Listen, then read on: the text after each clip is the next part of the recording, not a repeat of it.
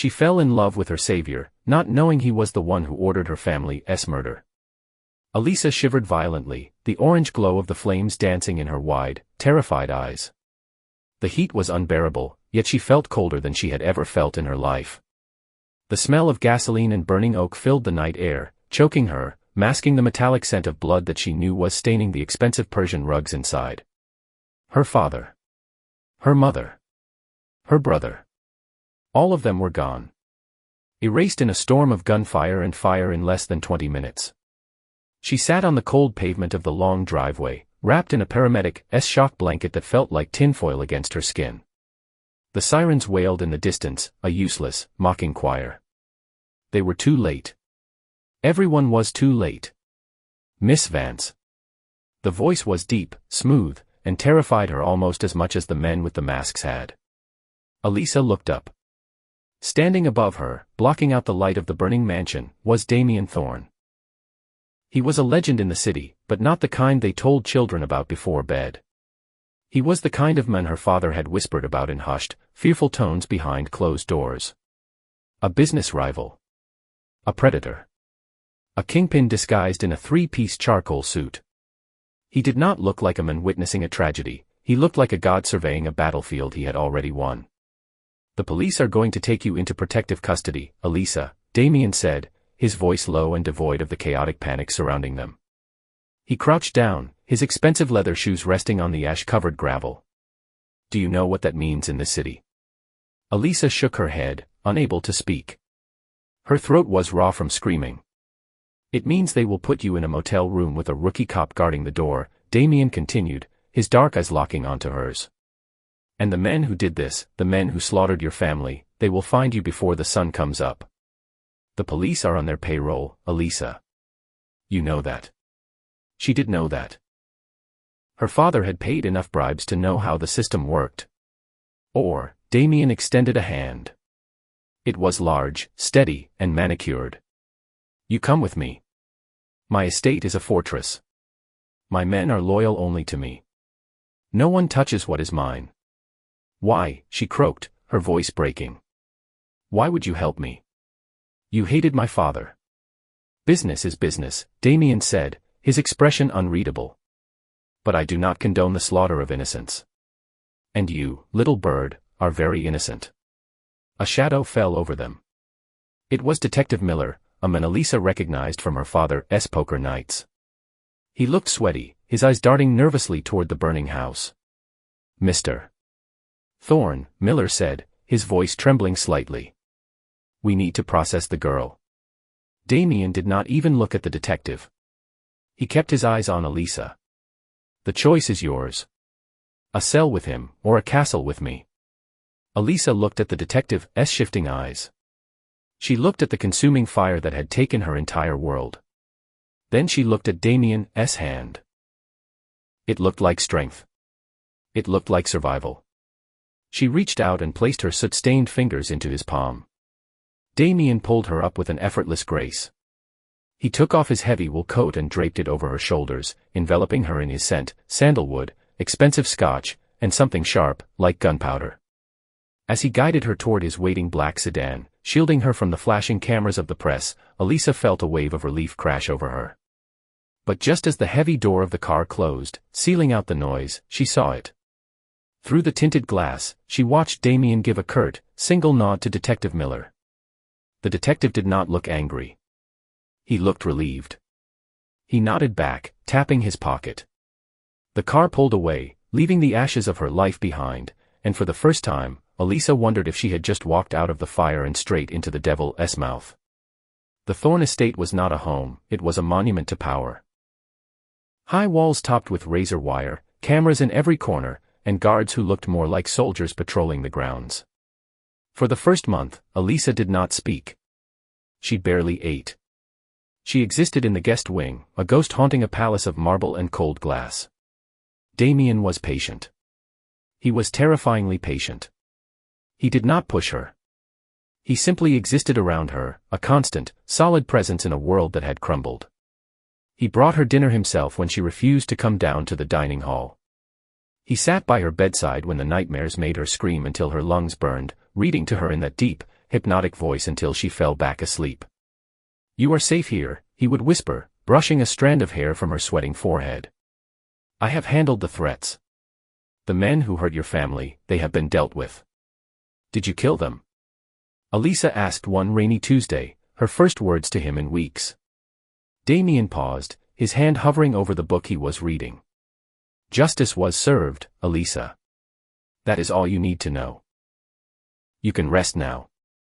And she did. Slowly, the walls she had built began to crack. She started to mistake his control for care. When he told her not to leave the grounds, she told herself it was for her safety.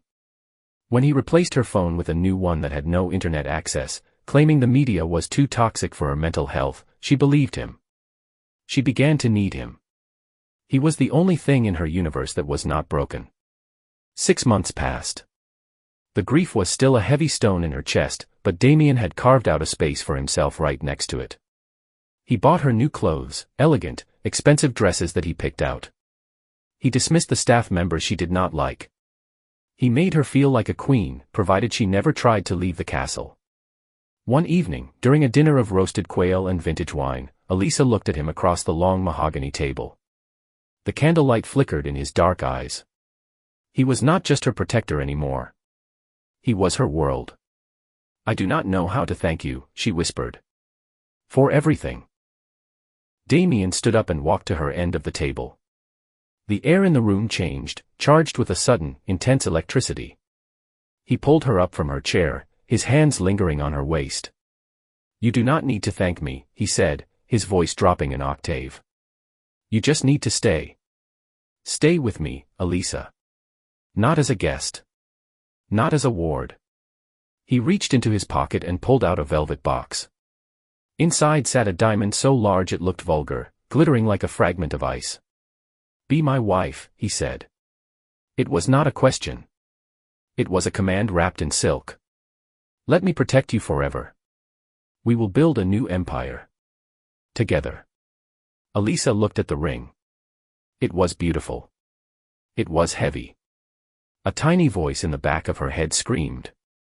It reminded her of the whispers she heard from the maids when they thought she was not listening, whispers about Damien's temper, about his business dealings, about how he got what he wanted no matter the cost. It reminded her that she had no friends, no money of her own, no way out. But then she looked at Damien. He was looking at her with a hunger that she mistook for love. He was the man who had pulled her from the ashes. "Yes," she breathed. "Yes, Damien." He slipped the ring onto her finger. It fit perfectly. Too perfectly. As if he had measured her while she slept. He kissed her then, possessive and hard, and Elisa felt a tear slide down her cheek. She told herself it was happiness. She refused to acknowledge that it felt more like the closing of a prison cell door. The wedding was set to be the event of the decade. The estate buzzed with florists, designers, and caterers, all moving in a terrified orbit around Damien. It was the night before the ceremony. The rehearsal dinner had been exhausted, filled with men in suits who looked at Elisa like she was a prize horse at an auction. Damien was down in the wine cellar, celebrating with his associates. Elisa could not sleep. The house felt suffocating. She wandered through the dark corridors, her silk robe trailing on the floor like a bridal train. She found herself outside Damien's private study. The door, usually locked and guarded, was slightly ajar. Curiosity, cold and sharp, pricked her skin. She pushed the door open. The room smelled of cigars and leather. It was empty. On the massive oak desk, a single laptop sat open, its screen glowing in the darkness. Next to it was an old-fashioned heavy steel safe, the door wide open. Damien had gotten careless. His arrogance was his only flaw. He believed he owned her so completely that he did not need to hide his claws anymore. Elisa walked to the desk. She did not want to look, but her body moved on its own. Inside the safe were stacks of cash, passports with different names, and a small digital recorder. It looked out of place among the clean, high-tech equipment. It was labeled with a date. October 14th. Elisa's breath hitched. That was the date her family died. Her hands trembling, she picked up the recorder. Her thumb hovered over the play button. Do not do it, her mind begged. Just go back to bed. Marry him. Live in the lie. It's safer in the lie. She pressed play. Static filled the quiet room. Then, a voice cut through. A voice she knew better than her own heartbeat. The Vance account is becoming a problem, Damien's voice said. It sounded bored. Clinical.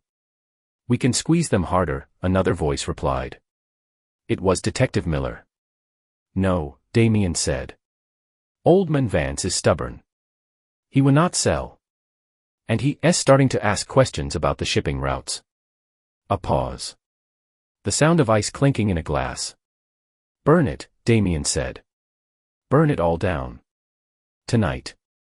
Elisa put a hand over her mouth to stifle a sob. Tears blurred her vision, hot and stinging. And the family? Miller asked. No witnesses, Damien said. Kill the father. Kill the mother.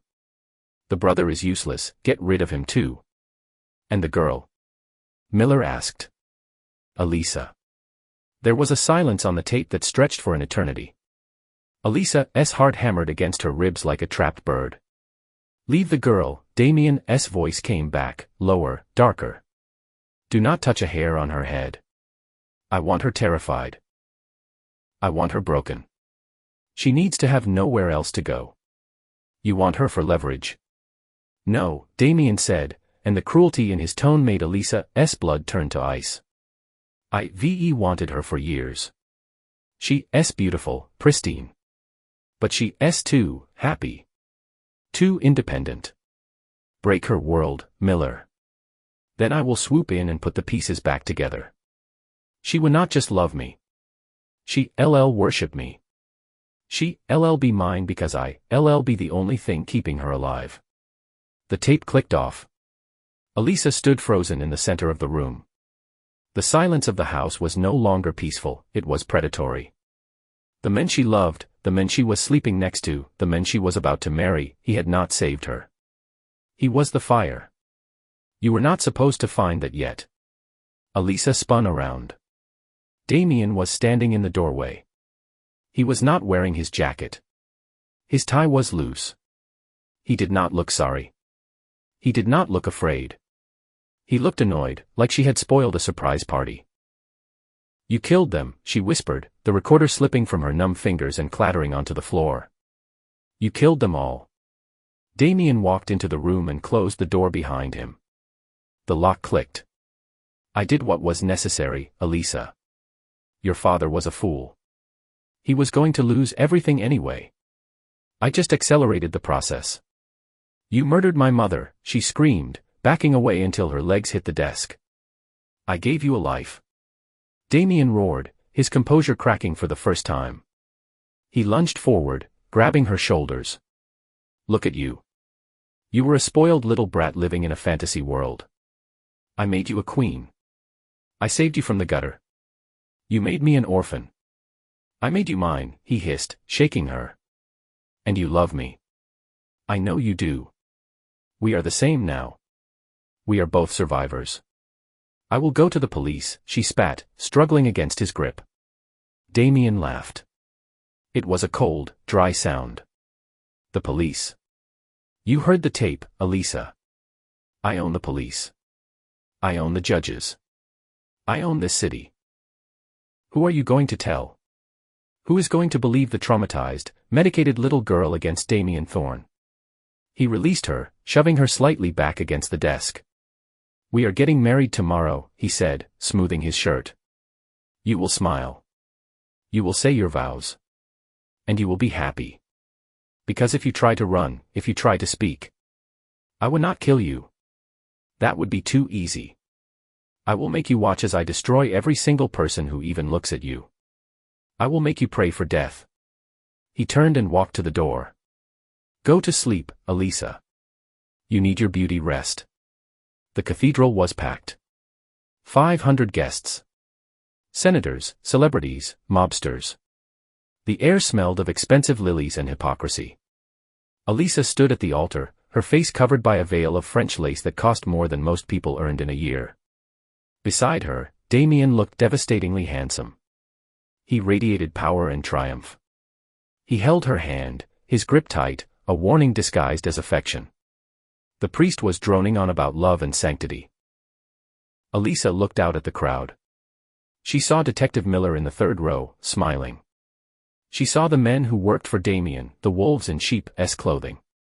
She felt the weight of the phone tapped to her thigh under the heavy layers of her wedding dress. Damien thought he had won. He thought fear was the ultimate chain. But he had made a fatal miscalculation. He had forgotten who her father was. He had forgotten that before she was a victim, she was a Vance. And he had underestimated just how much access he had given her in his arrogance.